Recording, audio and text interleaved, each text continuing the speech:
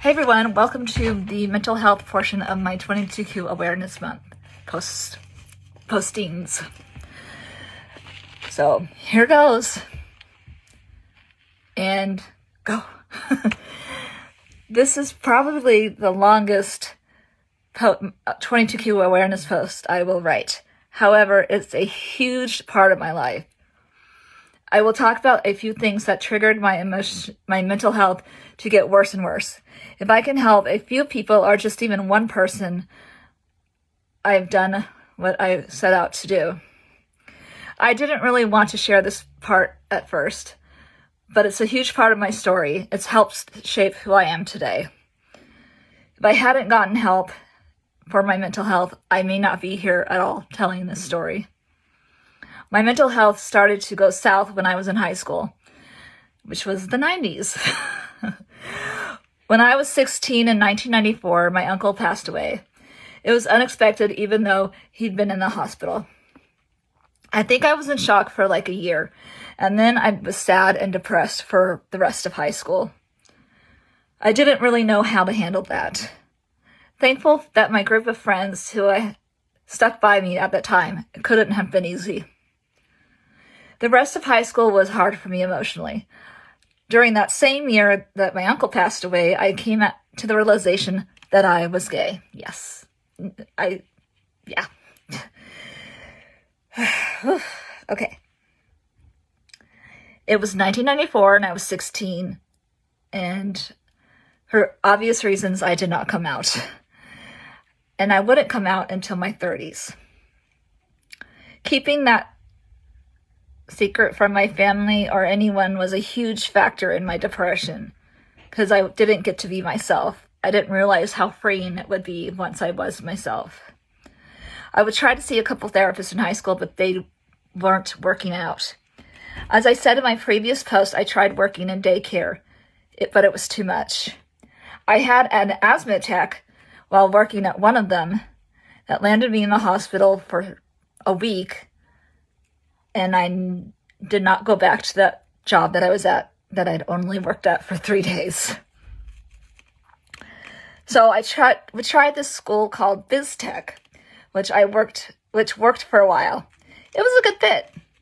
You know, no grades or anything like that. It was just, you were just there to learn.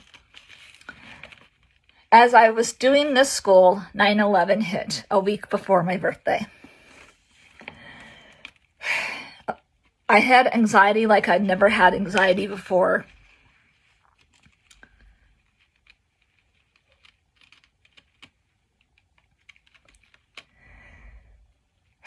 Sorry. I was terrified for a couple of years that another attack would happen that would be closer to home, like Sacramento, which is not that far from where I live.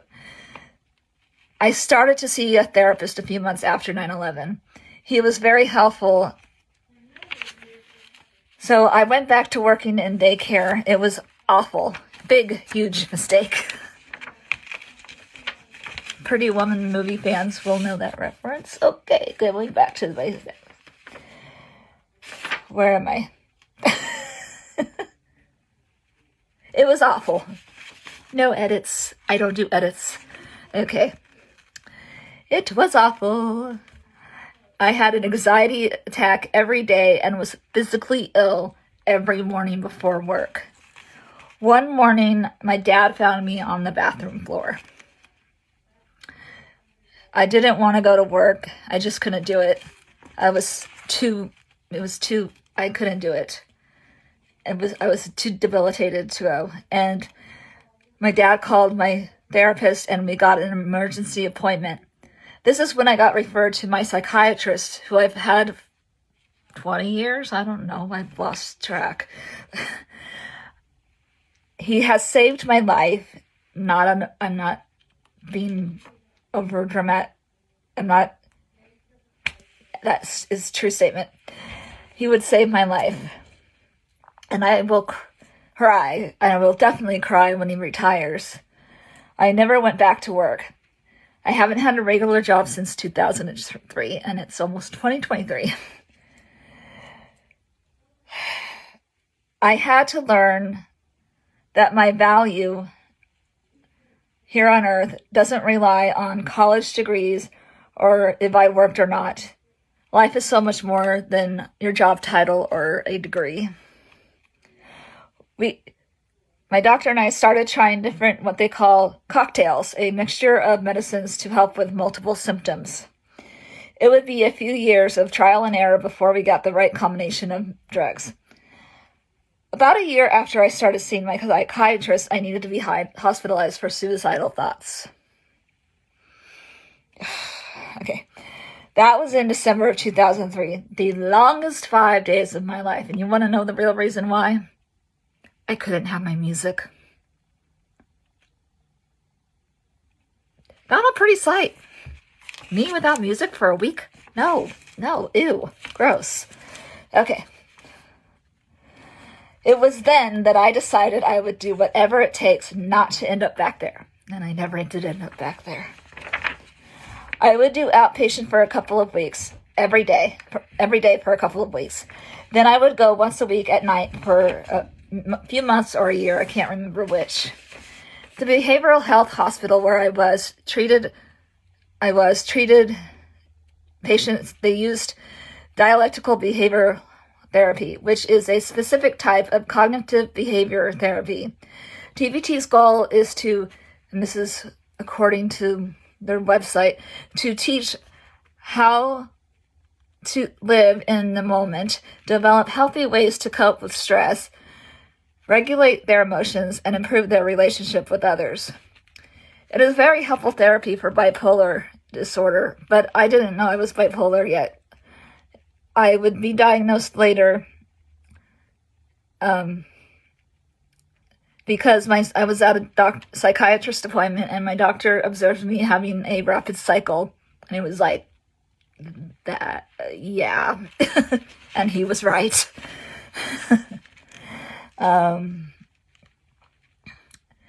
So he diagnosed me with type 2. Type 2 is a major psychiatric disorder which the person experiences occasional episodes of hypomania.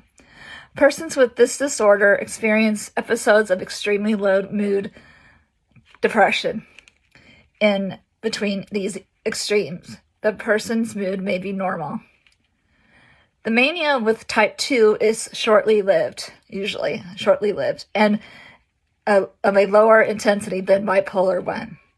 In my case, it involved stuff like spending more money than I had. I was addicted to spending money.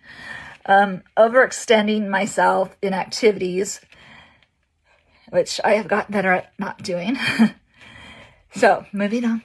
Eventually, I ended up at the county mental health. I couldn't get their services for right away, so I was referred to the wellness center, which was very helpful. I was able at some point to get help with county mental health. Both had great support groups for each program, had classes about being mindful, etc. They even had yoga and Tai Chi. It was really cool. Maybe I should go back there to the wellness center. So, sorry. Each program, so eventually this journey in part of my story led me to try to get services through Valley Mountain Regional Center. I would see one more therapist who I would get mad at, because that's never happened, because he would ask if I was possibly gay. How did he know? I said no, and I went home, and I was mad. I was pissed off. I said no, and I went home and told my mom, wait, Breeze, rewind. Let's back up here a little bit. In my late 20s, I finally talked to my parents about it, and again, about being gay, and again decided I was just imagining it. Because that was healthy. Okay, back to the therapist. I'd come home and tell my mom, and she'd remind me. She'd be like, you came out to us for a short period of time. But I still was not being my true self. Emily. Okay, but I wouldn't change anything. That's not how. Anyway, when I finally got services through Valley Mountain Regional Center, I would start a day program. It was a lifesaver. It truly did save my life. They provided a therapist who I would see once a week.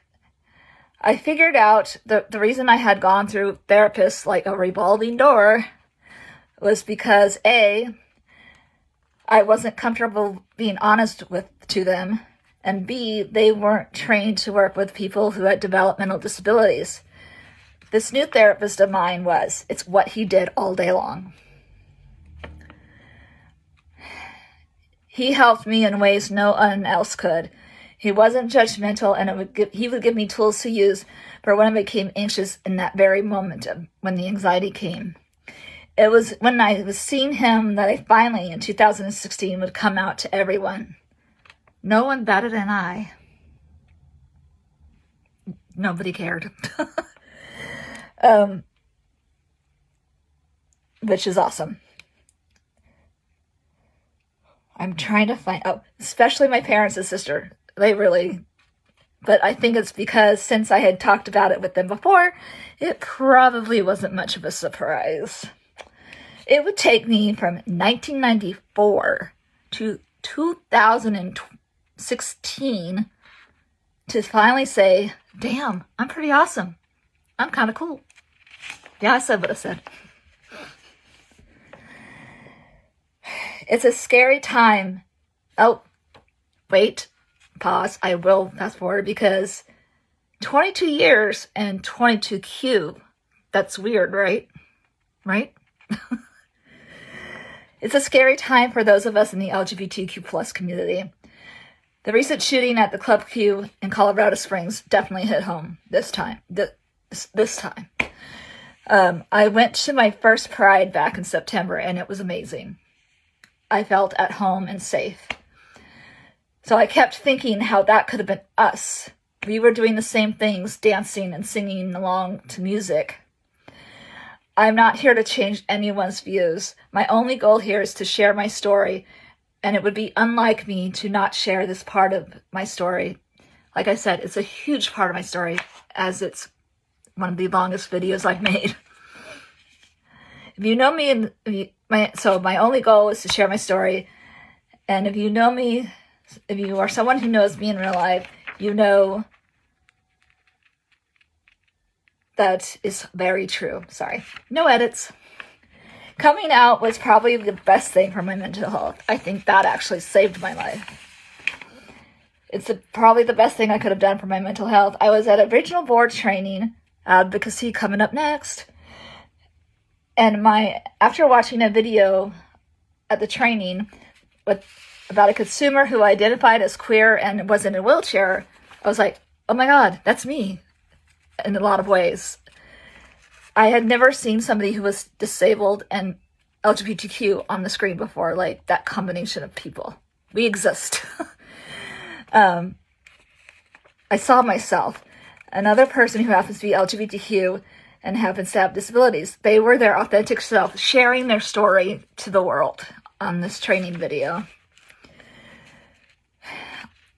So when they asked if anyone had comments, I raised my hand and I basically said what I just said. At lunch break, one of the main speakers came up to me and asked if I could be on the panel for after lunch. Wasn't expecting that, but I did it anyway.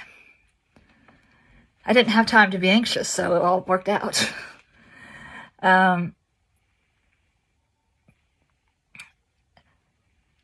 So I did the panel after lunch, and what I didn't expect, but it was just the coolest day ever, and I did it, and that's when I realized that this is what I want to do. Share my story, advocate with people about 22Q, LGBTQ, just being human. Then I started to get opportunities when I came out. I'm like, yes, yay me. And then COVID hit because that training was in October of 2019. So, to end, this post is for elementary school me, who was teased every day and cried almost every day.